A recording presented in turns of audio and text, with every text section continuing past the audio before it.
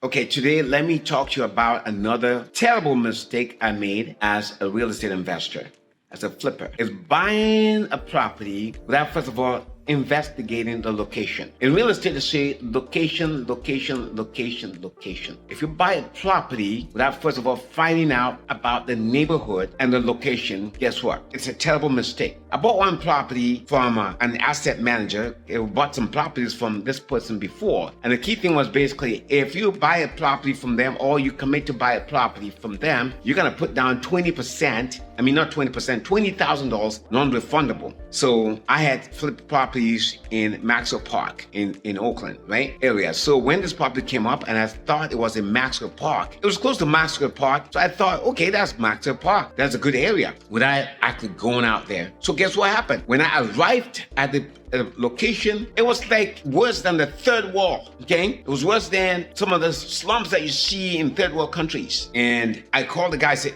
I can't do this. I can't buy this one. And he said, okay, then you lose your $20,000. I could have said, forget it. In hindsight, I would have said, forget about the $20,000. I'm not sending it to you, okay? Or forget about a relationship. This is it. But it turns out that is the last property I ever did with that guy, okay? But guess what? He got his $20,000 and I took the property in spite of all the signs that I should not have. And guess what? I spent my down payment and I paid the fees, right?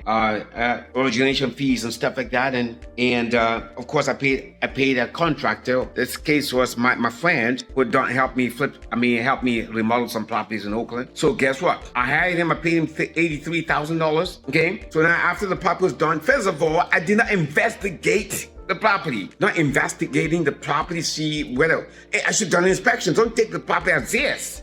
Forget about Andre, forget about this guy, forget about the asset manager. Investigate the condition of the property, the location of the property, condition of the property. Behind this property there was a main old house, which is 2 bedrooms, 1 bath with an attic. And then there was the property in back too. There was a bigger unit that was built, but it was built illegally. This thing was built illegally, and instead of me investigating about this thing, I just took the property as is. Well, let me lease the property. Let me lease the property. Let me manage the property for you. Let me be a property manager for you. And of course, he leased the property, and to tenants. Tenants were not fully vetted. At the end, long story short, I lost that property because the tenants were suing me for rats. Okay? Can you imagine? Location, location, location. Vet out the property. If this property happened to be a little bit north of this, where it was, there's absolutely no reason why it wouldn't have sold. And if I'd investigated the condition of the property, investigated that the property was, one of the units was not built illegally, guess what? I would have done okay. I would have backed out. That could have been a reason for me to back out. I could have had a contingency. I'm going to give you $20,000 contingent on me investigating the property. I wasn't investigating. Sight unseen. Buy property sight unseen. Terrible mistake. Don't do it. I bought one sight unseen, and that was a terrible, terrible mistake. Avoid it. Buy properties based on the location and based on the condition. But today we'll talk about location, location, location. Next time we'll talk about condition.